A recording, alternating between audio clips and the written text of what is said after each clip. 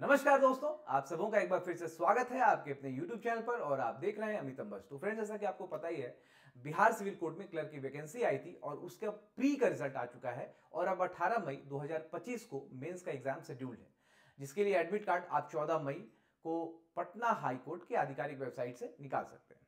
तो फ्रेंड्स, जैसा कि आपको पता ही है कि प्री पास करने के बाद मेंस में जब आप जाते हैं तो मेंस में एक सिलेबस है, इनका एक पोर्शन है जहां पर ऐसे पूछा जाता है। तो आज का हमारा वीडियो उन्हीं एसेस पर है।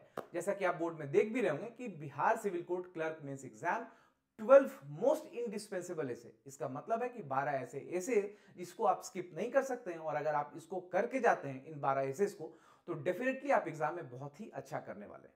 ठीक है, ये ऐसे हो सकते हैं कि आपको डायरेक्ट पूछे जाएं या इससे आसपास विसिनिटी सब्जेक्ट कुछ ऐसा ही रहेगा कि सब्जेक्ट मैटर जो कंटेंट मैं आपको यहां पर बता रहा हूं आपको वही लिखना होगा। ठीक है, दूसरी बात, आज के हमारे एसे में आपको सिर्फ टॉपिक्स ही नहीं मिलेंगे बल्कि वो सारा वीडियो फॉर्म में मिलेगा। यूट्यूब में ऑलरेडी उसका वीडियो भी है और पीडीएफ के फॉर्म में, जिसके वजह से ये सारे टॉपिक्स आपको कहीं से प्रिपेयर करने नहीं पड़ेंगे बल्कि आप वीडियो उसको देख सकते हैं। एक बार अगर आप वीडियो देख लेंगे फास्ट फॉरवर्ड करके तो बिल्कुल आप समझ सकते हैं और फिर उसका पीडीएफ भी है, आप उसको निकाल के रीड ओवर कर सकते हैं।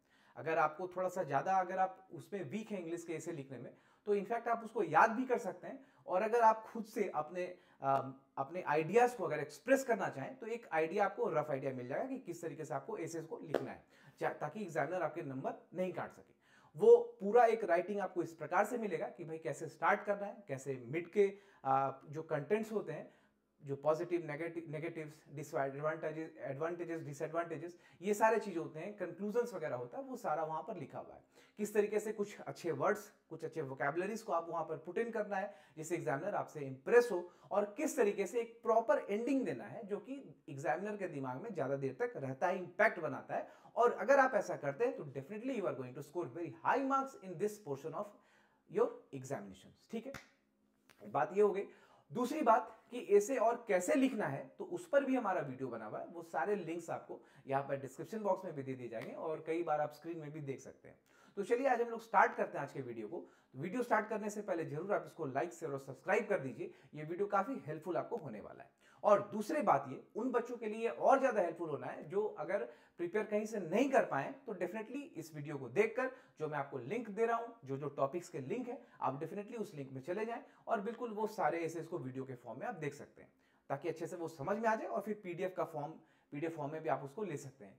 पीडीएफ फॉर्म में लेने के लिए मैं आपको टेलीग्राम का लिंक दे दूंगा, टेलीग्राम का एड्रेस दे दूंगा, आप वहां पर जाएं और बिल्कुल हमारे टेलीग्राम में आप जुड़ सकते हैं, फिर वहां से आपको सारे पीडीएफ भी मिल जाएंगे।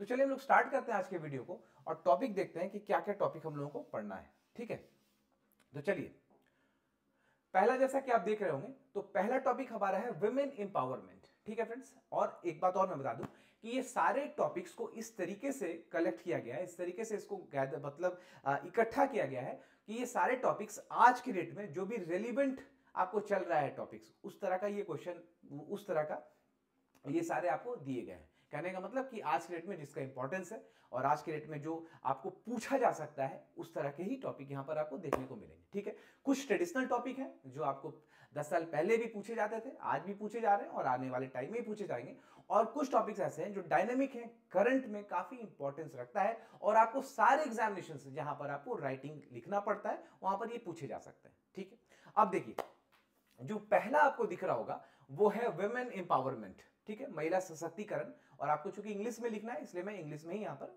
आपको दिखाता हूं। दूसरा है global warming and climate change. ठीक है, अब देखिए एक बात और मैं बता दूं, जैसे वुमेन एम्पावरमेंट है, ठीक है, तो वुमेन एम्पावरमेंट अगर आपने पढ़ लिया तो इससे सटा और भी कुछ टॉपिक्स जैसे हो सकता है तो आपके एग्जाम में अगर आए तो आप लिख सकते हैं। जैसे महिला का क्या रोल है पॉलिटिक्स में, ठीक है, महिला का क्या रोल है टेक्नोलॉजी में, महिला का क्या रोल है फैमिली बिल्डिंग में, तो ये सारे भी टॉपिक्स आपको हो सकते हैं। तो आपको वो लगभग वुमेन एम्पावरमेंट से ही मिलता जुलता रहेगा, उसी के विसिनिटी में। अगर आप इसको अच्छे से कर लेंगे तो definitely you are going to write in all those topics that are associated closely with this women empowerment. ठीक है, और मैं ये बता दूं, आपको फिर से बताता चल रहा हूं कि ये सारे टॉपिक्स का वीडियो आपको लिंक में यहां पर प्रोवाइडेड है, आप देख सकते हैं। प्लेलिस्ट वगैरह आपको यहां पर शो भी हो रहा होगा इस लिंक पे, आप वहां से भी जा सकते हैं। ठीक है, ये सारे वीडियोस आपको मिल जाएंगे और हमारे टेलीग्राम में आप जैसे ही जुड़ते हैं तो आपको पीडीएफ के फॉर्म में भी ये सारे एसेज आपको मिल जाएंगे। चलिए तीसरा आप जैसे देख रहे हैं कि आर्टिफिशियल इंटेलिजेंस एआई, आपको पता ही है कि आज के डेट में किस तरीके से आर्टिफिशियल इंटेलिजेंस का काफी यूज हो रहा है, किस तरीके से हमारे लाइफ्स में ये एक इंपैक्ट डाल रहा है। तो इसीलिए artificial intelligence is also one of the very much important topic that you can expect really in your examinations. ठीक है, अब देखिए चौथा साइबर सिक्योरिटी। इसको भी आप समझ सकते हैं कि साइबर वर्ल्ड में जितने भी क्रिमिनल्स, साइबर क्रिमिनल्स जिसको बोल रहे हैं, वो साइबर स्पेस को अटैक कर रहे हैं, तो डेफिनेटली उसको कॉम्बैट करने के लिए we have to use this cyber security. तो again this is also very important topic. अब आइए रिलीजन एंड पॉलिटिक्स। बिल्कुल देखिएगा, ये सारे टॉपिक्स आपको कुछ ऐसे लग रहे होंगे जो बर्निंग इश्यूज हैं, ठीक है, ट्रेडिशनल हो सकते हैं और कुछ करंट में। तो रिलीजन एंड पॉलिटिक्स ये भी काफी इंपॉर्टेंट है। छठा आप देख रहे होंगे कि डिजिटल इंडिया मिशन, ठीक है, तो कुछ ऐसे प्रोग्राम्स लॉन्च किए गए गवर्नमेंट ऑफ इंडिया के द्वारा जो काफी यूजफुल रहा और जो नया रेवोल्यूशन आया हमारे इस सिविलाइजेशन में, हमारे इंडिया में, जैसे कि आपका इंटरनेट का सिविलाइजेशन हो, ठीक है, आर्टिफिशियल इंटेलिजेंस का सिविलाइजेशन, आर्टिफिशियल इंटेलिजेंस का टाइम हो, साइबर वर्ल्ड आप जिस तरीके से देख रहे हैं, तो उसी तरीके से ये डिजिटल इंडिया मिशन ये जो लाया गया, किस वजह से लाया गया, तो ये सब काफी इंपॉर्टेंट आपको टॉपिक्स हो जाते हैं। चलिए, अब अगर हम लोग और आगे बढ़ते हैं अपने टॉपिक्स को देखने के क्रम में, तो हम देख रहे हैं social networking sites and it's impact on youth. Social networking sites आपको पता ही है, ये फेसबुक, यूट्यूब, जिस पे हम लोग आज मिल रहे हैं, कम्युनिकेट कर रहे हैं, this all are social media sites. इनका क्या रोल है, किस तरीके से the impact on the youth, ये सारे आपको एसेस को कंप्लीट करने होंगे। अब देखिए ड्रग्स अब्यूज अमंग टीनेजर्स, ये भी काफी ज्वलंत, काफी बर्निंग और काफी इंपॉर्टेंट आपको टॉपिक है। ड्रग्स अब्यूज का आपको मतलब है कि इस तरीके से टीनेजर्स को इसके ऊपर, इसके चपेट में वो चले जा रहे हैं और अपने जीवन को वो बर्बाद कर रहे हैं, किस तरीके से सोसाइटी में बिल्कुल ही नेगेटिव इंपैक्ट पड़ रहा है ड्रग्स अब्यूज से। तो ये सारे एसेस को आपको करने पड़ेंगे, ठीक है। उसके बाद देखिए, should India implement uniform civil codes, ये भी बहुत ही इंपॉर्टेंट टॉपिक है। और मैं एक बात आप लोगों को बता दूं कि अगर कभी भी आप ऐसे को लिख रहे हैं, कुछ ऐसे टॉपिक को जो थोड़ा डिबेटेबल हो सकता है, जहां पर थोड़ा विवाद संभव है, तो ऑलवेज ट्राई टू राइट ऐसे, टू फ्रेम ऐसे इन सच अ वे कि किसी भी प्रकार का डिस्प्यूट आपके ऐसे राइटिंग से अराइज नहीं हो रहा है, ठीक है। आई थिंक आप मेरे पॉइंट को समझ रहे होंगे। जैसे आपने ये देखा ना यूनिफॉर्म सिविल कोड, तो यूनिफॉर्म सिविल कोड को जब भी आप ऐसे को फ्रेम करें, तो कभी भी ऐसा ऐसे को अपने फॉर्म में ऐसा ना लिखें कि आप इसको डायरेक्टली सपोर्ट करें या आप डायरेक्टली इसके अगेंस्ट में हो। आपको इस तरीके से बैलेंस करना है, आपको इस तरीके से बैलेंसिंग एक्ट में आना है, ताकि किसी भी प्रकार का बायसनेस किसी भी तरफ से, पॉजिटिव नेगेटिव, इसके तरफ से इसके अगेंस्ट में नहीं दिखे, ठीक है। तो कुछ ऐसे टॉपिक्स भी आपको मिलेंगे जहां पर आपको बैलेंस एक्ट में लिखना है।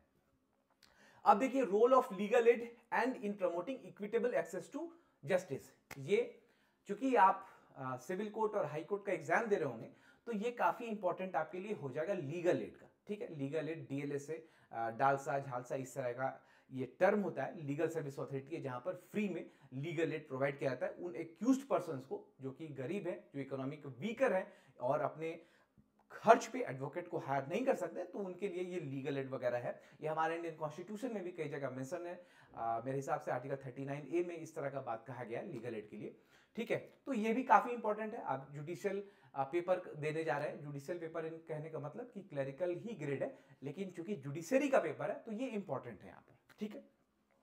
11 में आप देखिए कि should youth in India consider politics as a career, ये भी काफी इंपॉर्टेंट टॉपिक्स है, ये आपको अच्छे से करने होंगे, ठीक है। और अगेन मैं फिर से बताऊं कि ये सारे टॉपिक्स का लिंक आपको दिख जाएगा सारे हमारे डिस्क्रिप्शन बॉक्स में, प्लेलिस्ट आपको यहां स्क्रीन पर दिख भी रहा होगा, ठीक है। ये सारे टॉपिक्स का आपको वीडियो मिल जाएगा यूट्यूब पे, ठीक है। उसके बाद बायोटेक्नोलॉजी एंड हेल्थ केयर, ये भी काफी इंपॉर्टेंट, आपको पता है कि बायोटेक्नोलॉजी का किस तरह से रोल बढ़ता जा रहा है और इसका हेल्थ केयर में किस तरीके से यूज हो रहा है, किस तरीके से इसका बेनिफिट्स हम लोग उठा रहे हैं, ठीक है। तो ये जो 12 टॉपिक आपको दिख रहे होंगे, एटलीस्ट आप इतने टॉपिक्स को जरूर करके जाएं, जो कि जैसे होता है ना कि अपने आप को थोड़ा सा वीक कुछ लोग समझ रहे होंगे इंग्लिश में कि भाई ऐसे मैं अच्छे से नहीं कर पा रहा हूं, तो उनके लिए खासकर ये 12 ऐसे को आप लोग डेफिनेटली आप लोग इसको करके जाइए। वीडियो लिंक में आपको सब कुछ मिल जाएगा, एवरी वीडियो का आपको यहाँ पर वीडियो मिल जाएगा, जितने भी टॉपिक्स हैं यहाँ पर सारे का आपको वीडियो मिल जाएगा, ठीक है।